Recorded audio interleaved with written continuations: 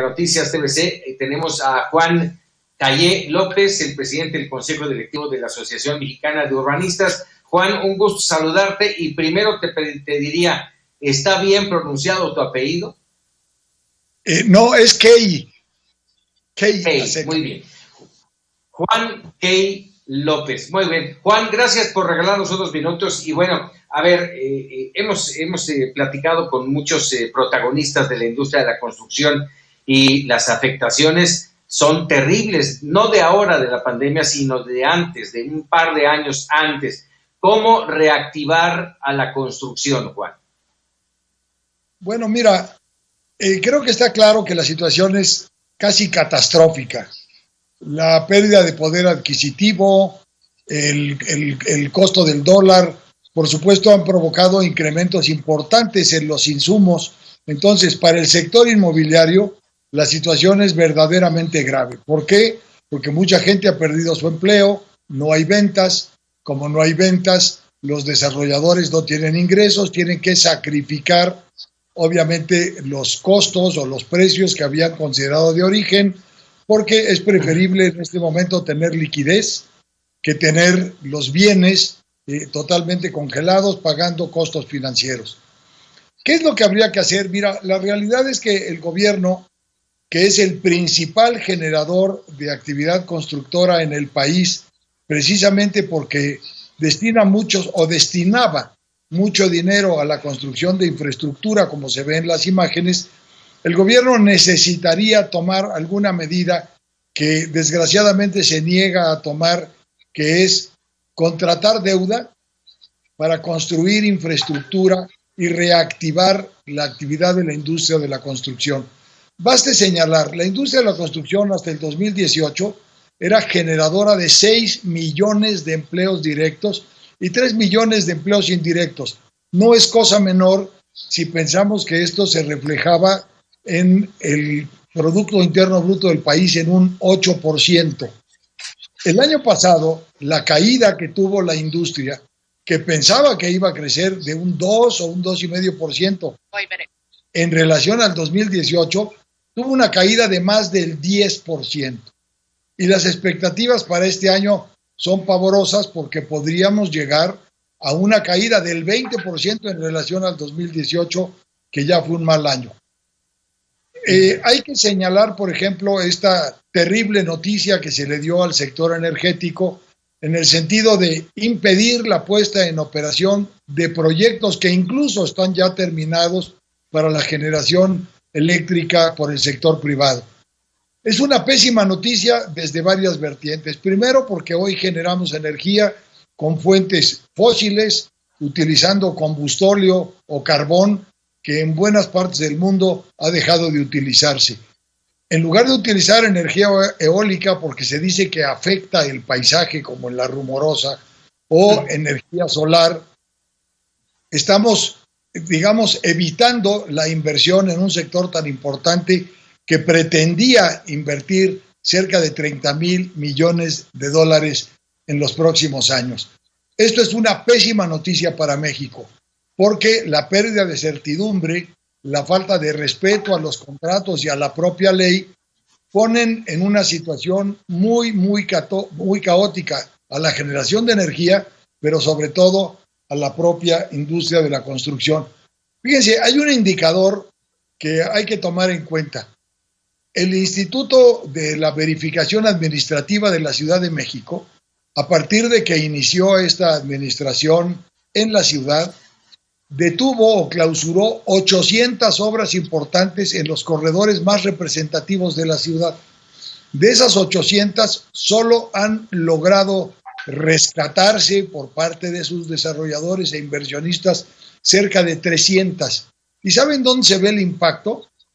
En la falta de utilización del sistema metro. ¿Por qué? Porque muchos trabajadores que iban precisamente a trabajar en las distintas obras perdieron su empleo y el metro ha dejado de recibir cerca de 50 millones de pesos mensuales solo por la utilización de las líneas que llevaban al sitio de las obras. Yo insistiría. Todo está encadenado. Todo está encadenado, por supuesto, porque finalmente la falta de trabajo genera, por supuesto, la falta de inversión, genera, por supuesto, la falta de gasto, el encarecimiento de las cosas. Si bien las tasas de interés, por ejemplo, hoy día están en un 9,5%, que se vuelven muy atractivas para quien quiera comprar un departamento o una casa, resulta que las casas y los departamentos se han encarecido brutalmente por el costo de los insumos que vienen del exterior. Esto está generando enormes pérdidas. La industria de la construcción es generadora de actividad económica en 35 ramas industriales de las cuales depende y en las que se apoya. Está, por supuesto, los concreteros, los cementeras, la maquinaria pesada, la industria del acero, la industria del vidrio, la pintura, etcétera.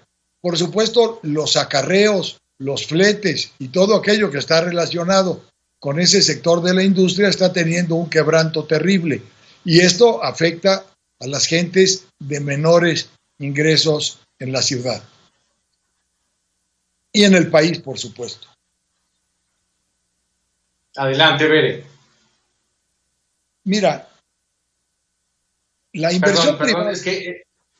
Ajá. Sí. Sí, discúlpame, Juan, es que estaba esperando porque Berenice Trujillo quería hacerte una pregunta. Pero bueno, a ver, déjame ver. Hasta este momento el gobierno federal ha dicho 0 beneficios, 0 apoyos. ¿Qué se va a hacer? Porque ya esa parte ya difícilmente volverá a tocarse. El presidente ha sido muy enfático en decir prácticamente que cada quien se rasque con sus uñas. ¿Qué va a hacer la industria? A ver, la industria se va a contraer brutalmente. La industria necesita fuentes de ingreso. La industria no le está pidiendo al presidente apoyos, no le está pidiendo donativos, no le está pidiendo dádivas. Lo que le está pidiendo es que reactive la actividad de la infraestructura a nivel gubernamental. Es que no hay dinero. Bueno, este es un buen momento para contratar deuda a muy bajo precio. La infraestructura per se pagaría cualquier costo de la deuda, porque al final del día es generadora, como él diría, de bienestar y de crecimiento, amén de generar crecimiento en el Producto Interno Bruto.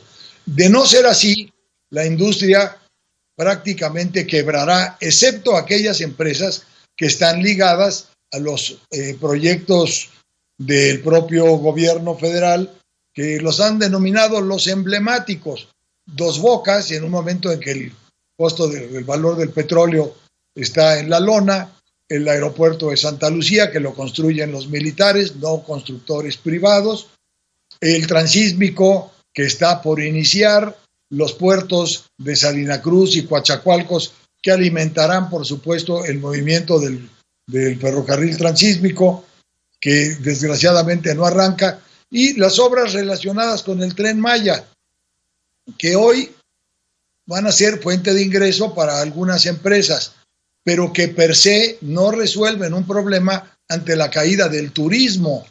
Finalmente, si esa obra pretende impulsar la actividad económica del sur-sureste, y tiene lógica, parte de la vocación del sur-sureste es precisamente la actividad turística, que también, hay que decirlo, está prácticamente en la lona y que va a tardar bastante tiempo en recuperarse, porque el esquema de distanciamiento social y el pánico inducido en relación al COVID del que hablabas hace un momento va a hacer que la gente difícilmente se acerque a los destinos turísticos y vuelva a acudir en forma masiva utilizando servicios como los cruceros. Las propias líneas aéreas van a tener un gran quebranto. Pero los destinos turísticos hoy tampoco tienen inversión.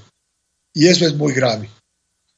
Así es. A ver, Juan, cuando has mencionado en 2 oportunidades el contratar deuda por parte del gobierno federal, y para muchos mexicanos cuando dicen hay que contratar deuda es pensar en una catástrofe. ¿Quién pagaría finalmente esa deuda?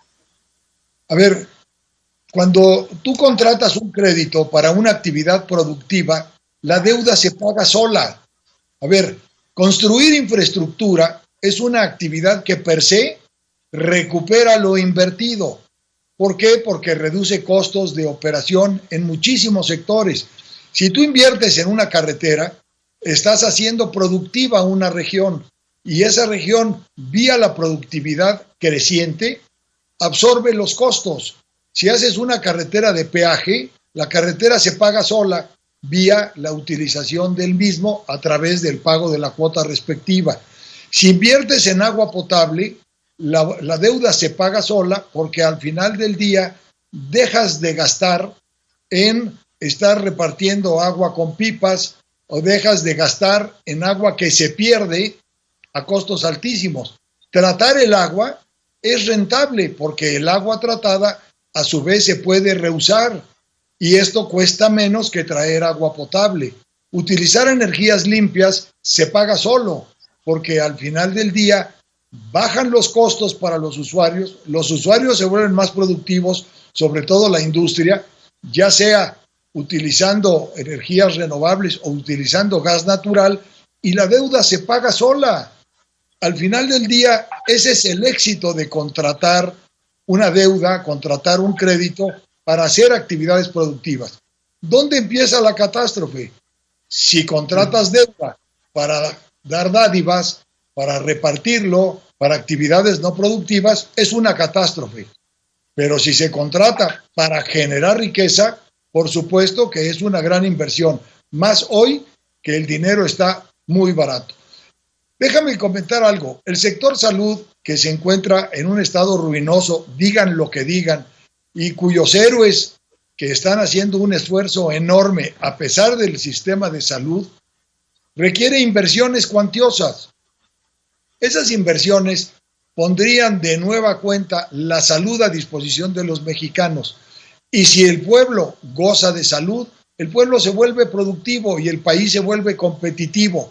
La mejor inversión que hace un país es en educación y en salud. Y si lo hace en infraestructura, tanto mejor en términos de aprovechar la educación, los profesionales que se generan y, por supuesto, un pueblo sano es productivo. No hay duda de ello.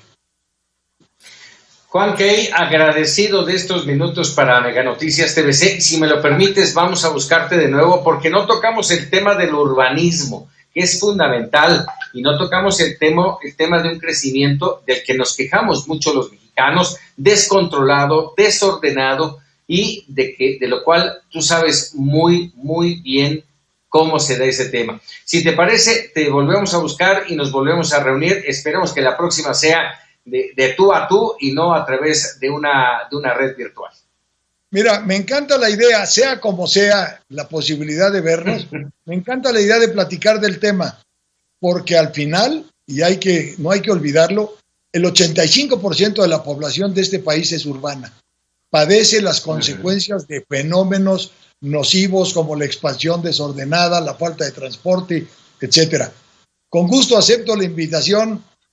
Tú lanzas el reto y yo, por supuesto, acepto. Encantado. Juan Key, muchísimas gracias. Muy buenas tardes.